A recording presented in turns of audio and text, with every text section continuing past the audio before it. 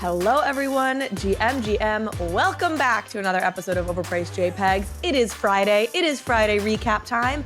And we are, of course, joined for our favorite recurring segment, Moment of Zeneca, with the one and only Zeneca, who is now officially Zeneca and not Zeneca 33. This is correct. Yes, I got my Twitter handle yesterday, which was very exciting. Wow. Yeah. Was that like an ongoing battle to get the handle Zeneca over Zeneca 33? Like, did you have to like work with the No, I Twitter didn't even gods on that? particularly like want it or go after it, but Emily V, who is head of marketing community, good friend, of Zen Academy, she got in touch with someone who helped her get at Emily V, and then who helped us get at Zen Academy, because we previously had it at Zen Academy _, and they were like, do you want at Zeneca? And I was like, I was in two minds, because, you know, Zeneca 33 is kind of known as a brand, but then I was like, it'd be very cool to have just at Zeneca, so they helped me get it. That is very cool. Well, congratulations. This segment feels even more apt now, you know? Moment of Zeneca feels like it really fits, so congratulations. Do y'all realize what's happening over at Ledger? That the #1 leader in digital asset security has teamed up with Tony Fadell, builder of the iPod, to revolutionize the experience of owning digital assets securely. They're doing this with Ledger STAX. This is the most premium product to date, and it's so user-friendly. Ledger STAX is a palm-sized device with a new e-Ink 2 display on the cover and around the spine, meaning you can view and confirm transactions at a glance. You can also customize your Ledger by displaying your favorite NFT on the cover, even when the device is off. Pair your new Ledger STAX with your Ledger Live to manage, earn, and hodl all your NFTs and over 500 coins. This space needs sleek user experiences, our iPod moment, and that's what Ledger has set out to do here without compromising their core promise of security. Keep your digital assets in the safest place they can be, a Ledger STAX wallet. Trust yourself with Ledger STAX and go to shop.ledger.com to pre-order your Ledger STAX now. They're shipping in April. And if you use the link in our show notes to pre-order now, you'll be helping the show as well. Thank you. Okay, so let's just start where we usually start, which is market sentiment updates. How you feeling, Zen? I mean, I think January was very bullish. Towards the end, it started tapering off, and I think we're in that phase right now where, you know, ETH is going up. That's great. You know, crypto is doing well. I don't know. I feel like this open edition meta is sort of coming to an end where people are getting fatigued by so many of them, and you know, there's not too many other catalysts to really propel the NFT market. Like Doodles are doing some stuff. Obviously, Yugo with the Dookey Dash sewer passes, but they're also come down a bit. I just think the NFT market is a little flat now, say, compared to 3 weeks ago, but who knows where we go from here, honestly. Better than 3 months ago, for sure. For sure. I have nothing to add to that. I think that's right. And I think we can leave it there on the market updates today, because that's that is what it is. Short and sweet. Let's go to Dookey Dash next. I think I've been surprised by how Dookey Dash has played out. I think I've been surprised to the upside. I can maybe give a little context here, unless you want to, in terms of what I've been tracking on the Dookey Dash side. Yeah, go for it. I've been tracking it, but from an arm's distance, not super closely. Well, I think it's just been interesting to see that it has been getting some mainstream attention. So you have Mongrel, who's the #1 Twitch streamer, I don't know, in the country, in the world right now, whatever it is, 18 years old, playing Dookey Dash. There's speculation, I don't know if it's been confirmed, that, you know, he's been paid by a Yugo whale or something, Probably a holder. Probably has been paid to play the game. But it's still really interesting to see these mainstream, super popular gamers and streamers playing Dookey Dash. You had Bryson, who I recently did an interview with for the podcast I did with Immutable X, which will probably be coming out. Is it out? Oh gosh, see, again, it might be out today. I think it might be out today, or it's next Thursday. Okay, we'll talk about. Well, I'll let you guys know for sure when that happens. In any case, it'll be coming out, and he did a stream of him playing Dookey Dash that got 55,000 views in the first 24 hours. That's awesome. You know, and he's a Web3 gamer, so it's not even he's got some, huge, massive mainstream audience. So that's really interesting. People seem to be enjoying it and finding it fun. And I'm just God damn, Yuga does it again. Yeah. Now the debate that I've been tracking is was there a missed opportunity here to maybe onboard, because this was fun, because it's getting some mainstream attention? Should they have set it up in such a way? And there's been a variety of different proposals of varying degrees of complexity, but basically where you can use ApeCoin to and pay some ape coin to play the game. Instead of having to have the sewer pass, and instead of sort of the higher bars and higher hoops to jump through, was there a lower bar to entrance that could have helped ape, and that could have allowed all these people who are maybe watching Mongrel play or who watch Bryson's stream get into the game. So I don't know if you have thoughts on that, but it's interesting. Yeah, I mean, it would have been very cool if, tens of thousands of people are now playing a Yuga game. But I think there's going to be so much complexity if like they were trying to do that. And yeah, I think it's like a great signal that in the future they can do something that's open to everyone. And it's clear they can appeal to mainstream audiences and there is excitement and hype.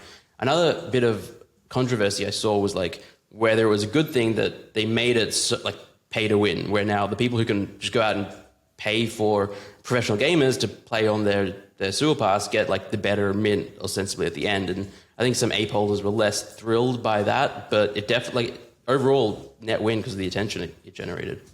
Yeah. It's also so hard to know. I mean, even if you are Yuga, you don't necessarily know how it's going to play out. You don't know that this is going to get mainstream attention. This may be in your roadmap, not the thing you were thinking about that was for the mainstream. And then it's like, oh, suddenly, you're getting this attention. Hindsight's 2020. Oh, we should have changed the mechanism of this. But the goal was to initially reward holders, which is what they're always trying to do by giving holders sewer passes. And so, it's so hard. There's so many different, you've written about this obviously quite well. Like there's just so many different stakeholders with so many different interests at any given time. And who bought in at any different number of prices, that it is just impossible to satiate all of the needs and desires. If they'd made this so you could play just by buying with ape, a bunch of holders would have been mad that they weren't getting exclusive value for it. Like you can't please everyone. What was the controversy? Oh, the play to win. I don't know how anything doesn't. I don't even know how you prevent that, right? If there's any level of rewarding, somebody could always pay a professional gamer to play. Like, how are you gonna? Yeah, I mean, I think the idea was that the fact that the higher score gets you a better mint shouldn't have been a mechanic in the first place. So maybe it was like a separate thing. Yeah. Again, okay. It's like so impossible to design these systems. Yeah. And in this case, there is sort of this funny dual. There's this funny side benefit to getting these professional gamers to pay to play it, which is now they're playing it. It's actually really great. And it's getting the exposure in front of all these people. So, I didn't think this was going to be as. I didn't know. I thought maybe this was going to be more of a nothing burger, and it seems like it's actually had a bit of a pop and been pretty interesting and exciting, and people have been having fun. I mean, the game itself is so simple, so it is proof of the power of IP, and I guess the power of incentivizing people in all sorts of ways, right? But like, people seem to actually be enjoying this, and it's not because it's like a particularly innovative no, it's simple. Game. Yeah, it's very basic. Casual. I think this type of game has been around for decades, literally. Sure. Yeah. I mean, I play, this is so funny, but on planes when like the Wi-Fi, Wi-Fi is always very spotty on planes. The Wi-Fi will go out. And there's that game on Chrome. You can play this little dino that like jumps over. I will play that for hours on planes. Just me with my like broken internet hopping over cacti or whatever as a dino. And this sort of reminds me of that. Yeah. Okay, well, we're in the world of PFPs. We've got some other updates. We've got some like entertainment news updates that I'm kind of excited about. Like some, and we've got some, marketplace stuff, but let's go to Cool Cats. I don't have too much to say on this, but we can do the quick hit. Have you been following this? They did a town hall yesterday or something. Yeah, I think like for like 36 hours prior to when this is going to go live. They announced like a whole rebranding-ish type thing, a whole score system, point system, a new NFT they're going to drop later in the year. But I wasn't there. I've only like heard bits and pieces here and there. How about you? That's sort of me too. I do have an article here. So they're doing a rebrand, which is interesting. So it seems like the rebrand is that it's a forward-facing cat with a red background. It looks remarkably similar to me. I'm realizing I guess I didn't know what the Cool Cat logo was because this looks a lot like what the other Cool Cat logo was. And then, they're adding a cool score, so users will be able to track, measure, and earn rewards for their engagement with the Cool Cats community. I'd be very interested in the mechanisms by which they're doing that, because I think that's something that just has interesting broad applications. Like when we think about, my essential thesis that NFTs are about loyalty and just like tools for loyalty, brands tracking, measuring, and rewarding engagement is sort of a no-brainer. So curious to see how they'll pull that off. I think it's a great idea. What tools they're using. They have something called journeys, so engagement opportunities within the immersive storytelling experience. These journeys will guide users to explore the world of Cooltopia, and it introduces a soft staking mechanism for cats and pets. There's Fracture NFTs. These dynamic NFTs enable storytelling through digital collectibles. And then there's something called Explorers. Later this year, Cool Cats will release a new NFT. This new NFT will help onboard more people to the Web3 space. And these Explorer NFTs will offer a new way to represent your digital identity. So it sounds kind of like Doodles 2-ish. A little bit, yeah. Spirit. So, good for Cool Cats. Like, I'm still rooting for them, Yeah, I'm like, me too. Pudgy can come back, Cool Cats can, and I would love to see that comeback story. Awesome. I don't own Cool Cats. I own one pet. Yeah, that I totally missed on. I was like, come on, these have to go up. And then they like literally just imploded in price. I was like, okay, cool. But yeah, rooting for them.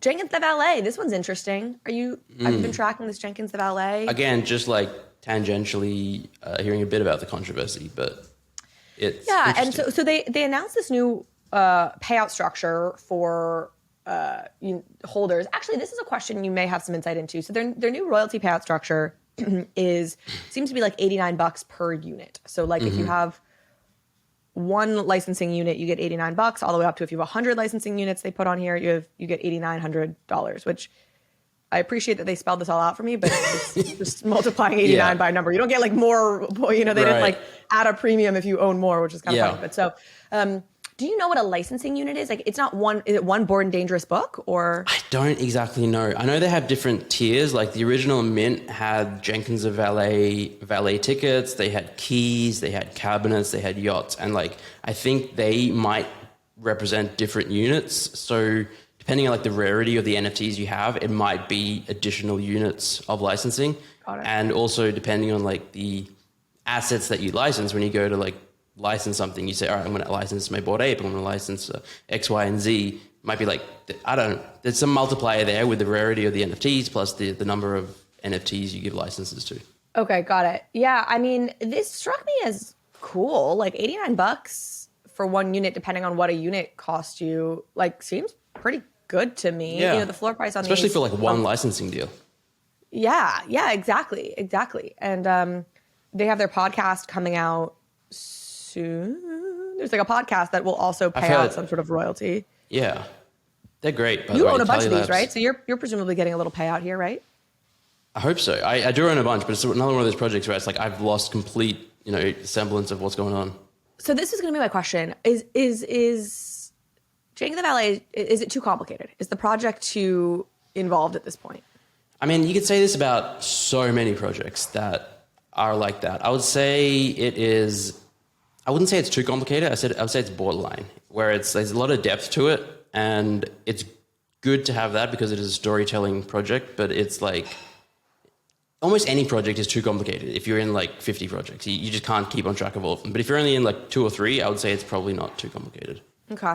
And I do respect them. I always have. I think obviously the Azurbala miss is a funny outlier. Yeah. We don't have new art for the Azurbala creatures yet, do we? I don't think so. They might have shared some sneak peeks with like a select group of the community, but that was just I felt bad for them because they I did too. Hit so many things like perfectly and then it just swing and a miss, unfortunately.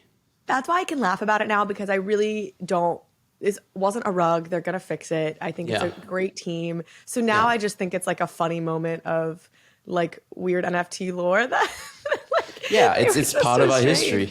Yeah. Pixelmon, Absolutely. Kevin, it's like, 100%. 100%. Not that they're even remotely familiar. Similar? Similar. That's the word. Similar. I can't speak. Yeah. Similar is the word I was trying to say, but similar. Yeah. Okay, so then there was this little bit of controversy, which I think, whatever. It basically, they announced you have to KYC. So in order to pay you these payments, you have to KYC. And the reason for this is they can't pay out like known terrorists or people who are sanctioned by the US or like, they could find themselves in serious hot water if it turns out they're paying out to people who they legally are not allowed to be paying out to.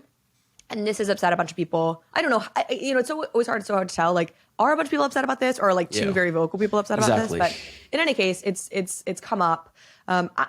Look, like, what do you want them to do? I totally think that they should be KYCing. Their point was like, any project that's not KYCing you, that's paying you out like this, is like taking a serious risk with themselves and their project. And to me, it's a sign of the seriousness with which they take their work and this project, that they're like obviously going to do what they have to do to comply with the law. It seems like a sensible thing, a understandable thing, inevitable thing. I think as time has gone on in this space, we've seen more and more projects talk to lawyers and actually do things that they should be doing. Yeah, I agree. And, I guess I understand the criticism that like they should have seen the writing on the wall for this sooner and given you the heads up in advance. Like I'm sympathetic to people who are frustrated, like, oh, I paid all this money, but also like, look, we're all just figuring this out in real time. Like it's so hard to keep on to figure out where to spend resources, to keep on top of every rule. And, it's a lot. So I guess sympathy on both sides, but I think just KYC if you can. But yeah. And they're also, I mentioned this, but they're opening up licensing for the Jenkins podcast in a few weeks. Unlike the last go-around, licensing deals can now be made on platform. Oh, cool. With just a few clicks. Oh, nice. Another like kind of broad category here I wanted to get into was just some I guess like film and entertainment news. I don't know what you want to call it. There was a couple of things, or media news. It's not all film. The first one that I thought was really cool is this NFT-funded film, Caladita, won a prize at Sundance. Now there's like a little bit of a caveat to this of like, it seems really cool at the surface, and I'll tell you why it's like maybe a little bit less cool. But had you heard anything about this? What do you think of this? So Miguel, the guy behind it, is in the 333 Club. So I've been chatting to him since 2021 about the project and getting funding, and he is such a hustler, and he rallied the CryptoPunk community, and then he rallied the Bored Ape community, and then I have so much respect for him, and it's been really cool to watch. That's awesome. So, and they raised what, like $750,000? Like they raised like $750,000. $750 or $650 or something. Yeah. Wow. And that was really just through like sheer force of, going out and sort of hand-to-hand combat, talking to folks. Seriously, in communities. like so many different like mint types and prices. They tried this, didn't work, tried this. All right. And then rallied the community and then sold, if you buy this one, your NFT can be in the show and all that kind of fun stuff. And just made it happen. And I think they were targeting more money, but then they're like, all right, we can get scrappy and make it work with this amount. So it's just been really cool to see. Yeah. Wow. Do you know what they ended up landing on? I think it's interesting all this experimenting they did, where they landed in terms of price points or benefits. It's probably hard to keep track of it. Last I heard, they had 4 different tiers and they're all wildly different price points. Like I think the highest one was 5 ETH or something. And maybe they had 10 of them or 8 of them or something. And then there's one for like 1 ETH and then 0.25 and then 0.06. A lot of, but then there was an open edition and there was like different things all along the way that all came together and contributed to it. So. And at some tier, maybe it was that highest tier, like, you got a producer credit on the film, which is fun for people who like to see their name in print, so to speak. I've worked with Nifty, which is it's a documentary about the NFT space that's also doing, NFT funding for their project. And I don't know where they are now. I haven't chatted with them in a couple months, honestly. But, similarly, like, having to experiment with a couple of different styles, like this is where I think it's obviously very early. I love the crowdfunded art concept. I do see how NFTs can be a powerful tool in that. But I don't think this is like a cure-all. Like it's a lot of work, you know what I mean? And it's a lot of stakeholders then to keep in mind. And so when sometimes people are like, oh, totally revolutionizing film financing, I'm like, I don't know. I think an interesting, we've had like Indiegogo, we've had crowdfunding platforms for a long time. I think that having the collectible element to it and the kind of having a digitally scarce collectible that you can show off, proving that you helped to support this movie is an augmentation to the previous systems. But like, I'm a little bit hesitant on like, this will totally revolutionize it, only because I'm like, it's a lot of work. It's still really, really tough. Like, really hard. This was really tough and they made it work, but there are many other similar projects I've spoken to over the last 18 months. And I think most of them didn't raise the funding they were looking for because it's still really hard. Yeah. Absolutely. And so, but this is so cool. So he did it. He made the money. That's fantastic. And then he was awarded the Andrews Bernard Award at Sundance, which is a new award established. And this is where the caveat comes in. It's established by Steven Soderbergh, who's obviously a very famous, very talented director, and Decentralized Pictures, which is I don't know if studio is the right word, I guess studio founded by Roman Coppola. So of the very famous Coppola Hollywood family. And it's Decentralized Pictures. I mean, it's a blockchain. Yeah. It's sort of like a blockchain supporting studio. So the award, it feels a little like they established this award and then they gave it to an NFT film. Yeah. But I don't want to take anything away. I mean, I think it's really cool to have an NFT funded film honored at Sundance. And it's awesome. Even to have like Steven Soderbergh's name attached to things in crypto and NFTs is fun. Yeah. And sounds like there couldn't have been a more deserving seriously, creative team. So that's awesome to see. Yeah, it's very exciting. I think my ape's going to be in there. I haven't seen it, but I've seen clips of it. Your ape's going to be in there? Yeah, I think there was like an auction, another one of the fundraising types, and if you won the auction, you get to pick an NFT, or I think that's how I bought one of the other tiers. But my ape's in there, so I got to see it. Wow, very cool. Yeah. And here's a quote. I guess from Decrypt, it says, while the world may not be ready to buy a monkey JPEG, the idea of direct funding and supporting their favorite creator may be the spark that launches a Web3 and Film 3 revolution, creating a direct connection between filmmakers and their audience. Yes. As I said, I think, I think it's still very hard. I think yes, but most people that would do that, they don't have a MetaMask wallet. They don't like NFTs. When, in a few years, everyone is okay with the idea of buying digital things and collectibles and assets, that's probably when the revolution will actually happen. This is proving it's possible, though. Absolutely. Again, though, a lot of, there are crowdfunding ways to do this now. Yeah. But I think there's psychological shifts that NFTs usher in, where there are things that are technically possible in the world today, but that you don't really think about or play with, I think, until NFTs are really on the scene and that collectible component to it is really there. Anyways, very cool. Congratulations to Miguel and the team. Love to see it. Keeping in this kind of Hollywood theme, I guess, Disney Plus has unveiled, I don't know if they really intended to. I don't know if this was like they really unveiled something and wanted it to be covered, or CNET just got wind of this and covered it. It's not like it's made big headlines as far as I've seen, but there was a piece in CNET about this, which is that Disney has this new ad engine that they're working in. Disney Plus is adding ads, like all of these streamers, your Netflixes, your et cetera, et cetera. And so they have a new ad engine, and it seems like it's just like a more sophisticated, first to start, it's a more sophisticated way to feed ads, right? It knows who you are at home watching, and so it knows which ads to slot in where for you. Yeah. So it's not like you and I are gonna have different sort of ad watching experience. And I'm sure that's AI backed, and they're building out sort of algorithmic piece and whatever. But it's also apparently, and it's not exactly clear how this is going to work, but this article was saying they think it will also kind of power and be a tool within this metaverse content, or as Disney calls it, their next gen storytelling, and that this same technology they're going to use in various ways to feed you this next gen storytelling style content.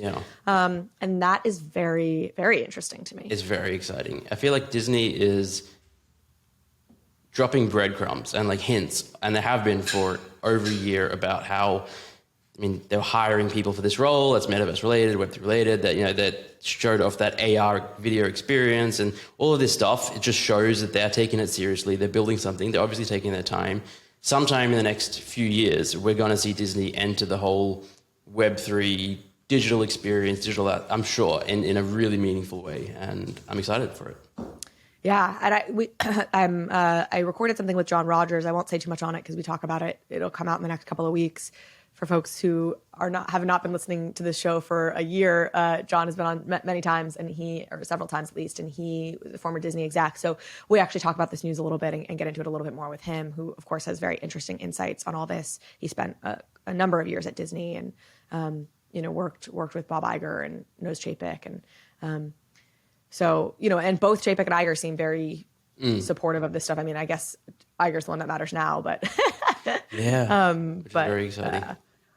Yeah, very cool. Okay, there was also this new Google announced this AI text to music platform called Music LM. Mm-hmm. You know, it's like ChatGPT or Dolly, but you know, it creates music stems for you. Did you take a look at this? Have you played around with this at all? It's so cool. Did you? I don't think it's available to people yet. You can't go and type it in, but they showed off all these crazy samples. And yeah, you can go and like actually just listen to the samples.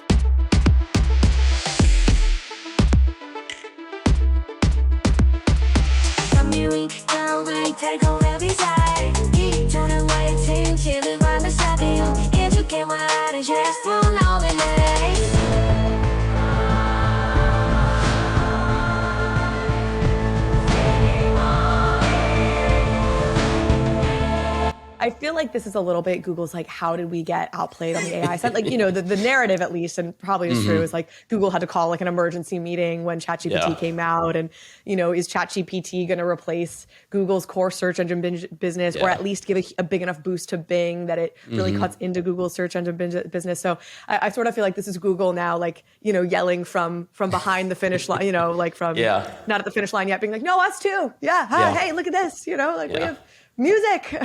But it is cool. It is cool. It's crazy. It's just like, I'm never not blown away by AI. Like every couple of days, I see something and it just blows my mind. And this is another example of just anyone can just create excellent music for whatever they want. And it's like, all right, some of it's excellent, some of it's not, but it's only going to get better. It's only ever going to get better. How much are you incorporating or playing with AI on a regular basis at this point? Not as much as I want to. So in March 2021, I had this moment where I saw what was happening with NFTs, and I had this like click, and I was like, all right, this is the next big thing. I'm gonna drop poker. I want to drop everything, dedicate all my time to NFTs and crypto.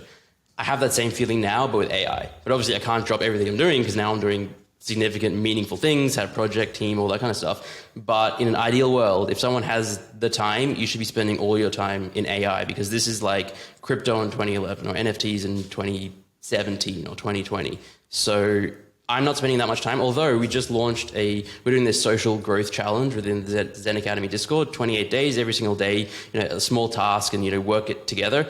The curriculum was created in conjunction with AI. So Vitor, one of our content managers, part of the team, he just said, you know, I think he said, me and John worked on this course, and in brackets, John is ChatGPT. And he's like, all right, just asked us to help put together, it's 28 days, every single day is broken down, 4 weeks, action items. And, you know, I went in, I looked at it, I tweaked it a little bit. And so it's like using it, it's really impactful. It's crazy. Are you tinkering with it, using it at all? Not same with you, not as much as I would like to be. You know, I'd sort of set a goal to try and, you know, use it for something like every day, you know, mostly ChatGPT stuff.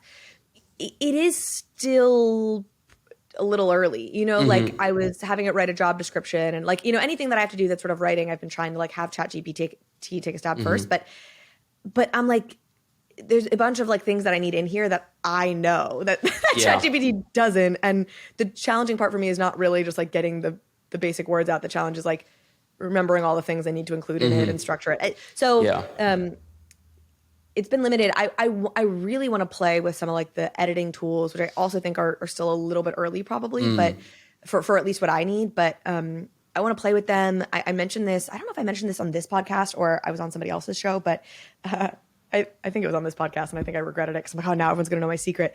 But there's this new like gaming, what's the word? It's not a chip. It's the things that like went down in price recently. Graphics card?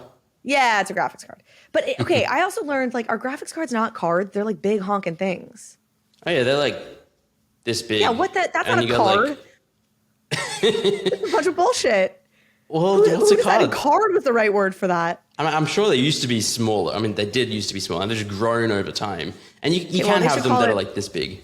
A graphics console now, because card is a bullshit word for the shit. They seriously are. They have like their own fans. Sometimes like multiple fans, and really wild. It's a graphics box. But yeah, I was so confused. I was seeing this like this NVIDIA graphics card that I was looking at, and I was like, this can't be it, right? Like I thought I was picturing like little SD cards. By the way, that's a reasonable name for a card. They're anyway, like this big.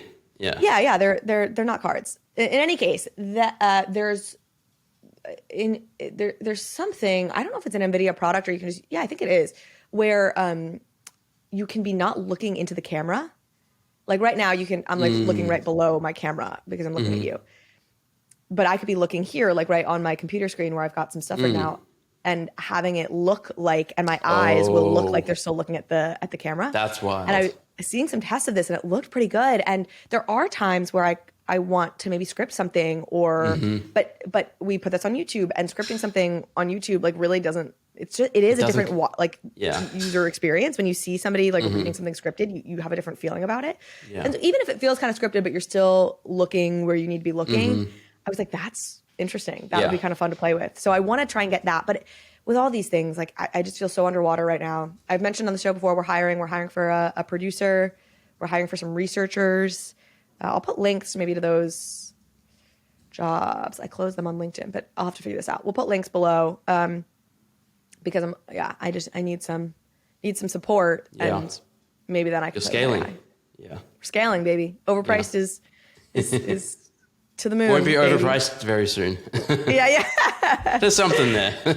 Oh, sorry. I want to mention one more thing on the AI front because someone sent me this link yesterday. It's a Twitch stream, and it is, I think it's like twitch.tv/watch me forever. And someone's created, they've taken Seinfeld, the TV show, and like created like the stream is potentially, it's meant to like never end. So any time of the day you go on and it's like 4 characters it's very blurry and like pixelated type thing, but they come in and they just talk to each other and it's just like scripted and they tell jokes and some of them land and some of them are complete nonsense and gibberish. But it's this peek into the future. Hey Yvonne, I heard a really funny joke yesterday. What did they call the bear with no teeth?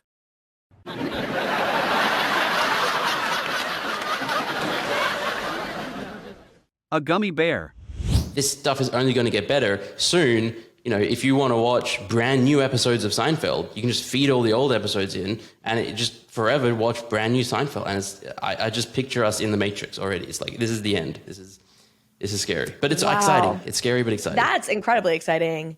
I still have such skepticism about some of this stuff. Like, I'm so skeptical that we are close to an AI being able to write an actually really good episode of Seinfeld. Oh, we're a long way off still, but... Okay, that's what I was going to say. It doesn't feel like we're... Like, that is very exciting to me as a Seinfeld fan, but that does not feel like we are near that. But someday. We will get there. Like, and I think sooner than people expect, which is the scary part. Okay. By the time I have kids, there will be unlimited episodes of Seinfeld to be watched. Seriously, yeah. They won't know how lucky they are. Seriously. Endless. Yeah. All right. The marketplace wars in some ways continue. They do. The moves and counter moves play out before us. Blur, I guess, won this week when they found a loophole to get around OpenSea's like marketplace block list by using Seaport, which is like the semi-new launchpad program of OpenSea. The new contract by OpenSea, So how deeply do you know this? And obviously you know Blur very well. I don't know how much I can say. My position at Blur is also changing. So that's another topic, but like this is something that's been worked on for a while. It happened. I guess it's happening now. It's interesting. So they're bypassing the block list, so previously collections had blocked Blur. Let's say Valhalla is a great example. And that meant that it couldn't be traded on Blur, but could be traded on OpenSea.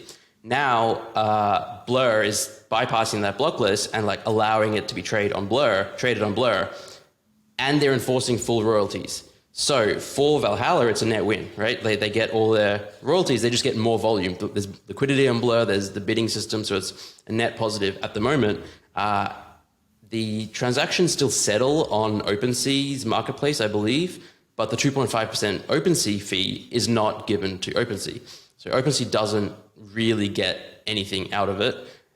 The interesting part is that theoretically, in the future, Blur could do this, but then not enforce the royalties and not honor the royalties. So who knows where it goes, but it's interesting to watch the war continue. Can you speak to how they've done this? And It's is there a above way my that pay grade. OpenSea can, like, is there a counter move on OpenSea's part to prevent this now that it's been discovered? The few times I was like hearing about it, like it's all tech talk and like smart contract, sophisticated stuff and blocking this and bypassing it with this proxy, this and that. And it's just like, I'm not a dev, it's beyond my knowledge bank. So I don't know if OpenSea can. I'm sure that there's something that they can do. There's always something that people can do. It's a matter of when they can do it, how effective it will be, then what Blur can do in response. And so it's going to be this, I don't know, constant cat and mouse game, but yeah. It's not, and it's not just for projects that like use Seaport to launch. It's any project. I believe it's any project. Because I think that all sales through OpenSea now go through Seaport. So that's like if you want to buy an NFT, so I believe that's Seaport is 100% also sure. where they're like launching. They have like a launch so. component where they launch. It's a whole bunch. Okay, of so things. there's a thread on this that I think is good that I read, and it's good, but I also didn't understand a bunch of it. To your point, which is, 3 days ago, Blur took a free ride on OpenSea's Seaport protocol to bypass OpenSea's blocklist. So, what do you think? Do you have a confidence level on the odds that Blur continues to enforce the royalties here? I think for the foreseeable future, yes. I think it would be a kind of disastrous move to not enforce them. Like they would ostracize all creators, I think. So,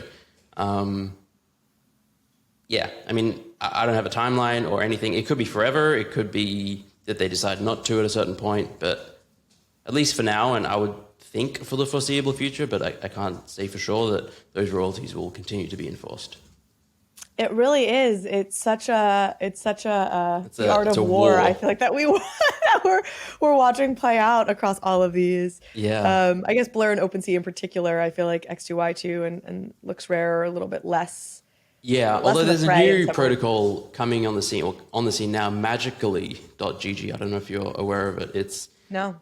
I only found out about it a few days ago, or like a week ago, and it's like very similar to Blur in a lot of respects, where they're like an aggregator, but I don't think they're currently a marketplace, so they're just an aggregator at the moment, but they're also combining like these analytical tools and advanced trading stuff, and they do an airdrop, and like they basically copied Blur for the airdrop. It's like you get crates, and there's 3 airdrops depending on how much you list and loyalty score and all that kind of stuff, but they gained like significant market share within the first few days that they were out in terms of aggregator volume. I think they're like half of Gem already, which is a new player entering the scene. Yeah. And is that because of incentives they're giving initially? It's probably a combination of incentives, and I haven't really used it myself, but from what I hear, the platform is like really good. Like it's smooth, it's user friendly, and all that kind of stuff. So in a different way than Blur is. I think Blur is great for certain advanced traders and people that like that, but then Magically is just appealing to different people's preferences. Our last story tonight is one that I'm actually very excited about. It is this news from Bleacher Report that they are hosting trivia games during the NBA season. I believe. When does the NBA? It's definitely the NBA, but like when does the NBA play? During NBA on TNT, Tuesdays and Thursdays, during the 2022-2023 season. So whenever that is. It's happening now, I guess? I don't know. I'm not a sports person. Cool. So I'm sure most of you know when the NBA plays, and Zeneca and I do not. So, use your imagination. Use the knowledge you have about when the NBA plays. But basically, they're going to have these trivia games. You can go onto the Bleacher Report website, play these trivia games it's like live during the games, I believe, if you're watching on TNT. My sense is like the question will come up on the TNT TV, and then you'll log in online. You'll answer the trivia. You'll have a finite period of time in which to answer these questions. And then you earn tokens. This is all powered by Immutable X on the back end. And I think this is super, super cool for a couple of reasons that I'll get into. But Zen, I want to get your thoughts. I think it's awesome. I think it's just a great... People love playing trivia. People love getting points especially if you can do stuff with them, which I believe you can. You get these points, these tokens, and then there's like a marketplace and you can buy certain things. This is just great. This is a great way to onboard so many people without them even knowing that they probably don't even know that crypto is involved at all. Yeah. I agree. I think I'll give my, what is it, like roses and thorns or something, you know, like it's mostly a rose to me, but there's maybe one or two thorns. So I think this is amazing because I love the multi-medium play here. Like we've talked about this on the show before. I've talked about it with guests. I'm really excited for NFTs as a tool that allow you to move between spaces. I think Tom Bilyeu talks about this really well, right? Moving from your TV screen to your phone screen to an IRL event that you get access to because of a token. Like that's this really interesting like snake-like thing that NFTs allow you to do that I love. And this is such a cool example of it, where you're watching something on your screen, you're now engaging maybe on your computer screen with it, you know, or your phone screen with it. And then who knows, there's various rewards they're going to have in exchange for these points. Who knows what that could be? Maybe there's some super prize that is about like attending an IRL NBA game. I have no idea. Tickets, prizes are probably not going to be that cool, but who knows? So that's a rose, just like that multi-medium element to it. Second, I think this is such a great, like, this is something that there will be a population of people that actually want to do this, right? It's that great example of it's not NFTs and tokens for the sake of NFT and tokens. It's like actually cool. I interviewed Yang Adija, who is VP of, his title is long. It's like innovation and sports, whatever. He's got like this very long title. Super cool. He basically oversees a lot of the Web3 stuff for Turner Sports, who owns Bleacher Report. So he was actually hinting at this with an interview we did with him, oh my gosh, I don't know, many months ago for Between Two Layers, the other podcast I do with Immutable X. I think I may have even posted that episode on the OPJ channel, but you can find it if you just look up, you know, Yang Adija, Between Two Layers. He started to hint at some of this. He's amazing. He's been in blockchain for since 2015, you know, a long time. Turner has been playing with NFTs for years. They did something called Block Leets, which was something on the Flow blockchain. It was on ETH, I think, originally. Now it's on Flow. Even before that, they did something, I think, with horse racing back in like 2017 around the CryptoKitties era. Like Turner Sports has actually been playing around with this stuff, really, I think, courtesy and thanks to Yang for many, many years. And so they get it. And I think what you're seeing with this program is the fruits of that labor of getting it. They're awesome. They're calling it like a watch to earn program, which depending on how hard the trivia questions, I guess is true. If they're like they're easy to get, maybe that's what they are. Yeah, watch and play to earn. Yeah, no, I think it's amazing. I think it's gonna be interesting where this leads, because I believe it's kind of a closed garden type ecosystem where you can't, you know, you have the points, the tokens you have to use on their marketplace. You can't withdraw them yet to like off Immutable X or even to your own wallet, I think. At least that's not what they're publicly saying. Maybe in the future that's something they do. But so it's like crypto, but without crypto. So that's the thorn here, is on their website, it does say under can I withdraw my tokens? It says no, the BR token, so it's Bleacher Report, is meant for use only within our loyalty program and its BR marketplace. So, you know, though it is a crypto coin, it's an ERC20 coin, you know, on the immutable chain, it does seem like it's confined to your BR wallet, which presumably is some sort of custodial wallet confined to their marketplace. I love that it's a loyalty program, you know, obviously.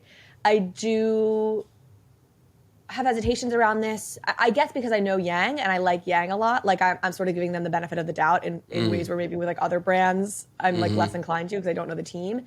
I do think it can be very hard. Like my guess here is that part of this is you don't want just like rampant speculation on your coin. First of all, you don't want the SEC coming after you, right? Like if you're Turner Sports, you're a major corporation and definitely could get in the crosshairs of the SEC. So I'm sure part of it is maybe that. Like they don't want to be issuing a coin that can go and be sold elsewhere, and now it's being accused of some sort of like, you know, securities thing.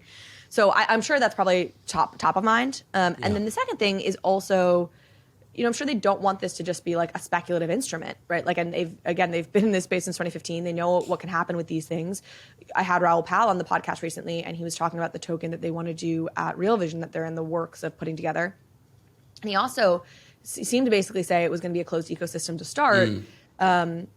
He's like, he made some comparison. He was like, China was it was like he was talking about like geopolitics and how like you have all these countries that are closed ecosystems until you can figure out how to like properly open them up essentially without like killing the currency. So I think there are strategic reasons that are not anti-crypto to keep it closed, especially out the gate, and then see what happens. And if you get an audience of fans who want to use this for the, not to just speculate on it. Right, yeah. It's utility. That's great. And I imagine that's probably at the root of this, and I fully respect that. Yeah, I'm all for it. Like, I think it's great. I have no issue with this being like not truly crypto or anything. I think it's a great way to get people used to the idea of having a wallet, having tokens in it, being able to spend them, digital currency. Like that's what we need to get people used to, like understanding that you can have a valuable thing online and pay. Like people are used to it with like games and stuff, but now it's like, all right, spreading into more and more spheres. And then, yeah, I think it's great. And they have a Discord that I believe our friends over at the First Mint have been working on as well with them. And, you can just, I haven't been in it yet, but you can imagine that becoming a hub of people who are playing the trivia. And I think you corrected me. It was like watch and play to earn, which makes more sense, not just watch to earn. It might just be watch to earn. I think I added the play. Yeah. Oh yeah. That is what it is. It's more like watch and then play to earn. It feels like, but not in like the non-axie sense of play to earn. You know what I mean? The non-Ponzi. Exactly. It's backed by this corporate money and rewards you can get that way. So yeah, I'm super stoked. Congratulations to the whole team over at Turner Sports and Yang and the crew and Bleacher Report. I think it's so different when you know the team behind it, because I feel like I know that they're not. This is not just like experimental budget, or it might be experimental budget, but like they're in this. They want to find the models that work. They believe in this stuff, and so whether this is the thing whether this hits and takes off for them, or it's the next thing that they play with, or they need to figure out how they market it in a different way. Like I just think that they're gonna figure it out to make it work. So very exciting. Yeah, can't wait. And on that high note, I think that's our show. Any final topics here? We've got a bunch here, but I think we hit on most of the big ones. There's always a trillion things happening. So much happening in this space. I want to shout out. We started a Twitter space this week. Me and Emily. Yes. Zen Daily, Monday through Friday. Thank you. 3:30 p.m. Eastern, 12:30 p.m. Pacific. I can do all these time zones in my head, but I'm going to stick to those two. It's so much fun. So if anyone's interested, come hang out and check in. It's a lot of fun. I can't wait. I definitely will. 3:30 my time. I'll be there. Yeah. We said Monday, Wednesday, Friday? No, Monday through to Friday, 5 days a week. Monday through Friday. It's all 5 days a week. We're going all in. Yeah. Every day. Every day. All right. Maybe I'll try and tune in today. What do I have? Do I have meetings? Do you know what you're talking about today? Today is every day we have this thing called a mini masterclass, where it's like we pick a topic and do like a deep dive on it. Today is generative art. I'm very excited for it. Oh, yeah. Of course. And AI, we've been talking about every day this week. So AI, gen art, all sorts of good stuff. That's awesome. I do have meetings at 3:30, but maybe I'll try and join right after my 3:30. I've got a window at 4 to top in. Awesome. Congratulations. Everyone should hop into that, and we'll catch you next time.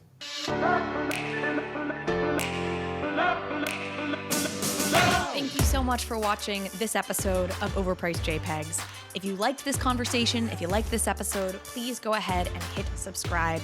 It helps me out, it helps the show out, and it means you will get alerts and updates when we post new content. Thanks again.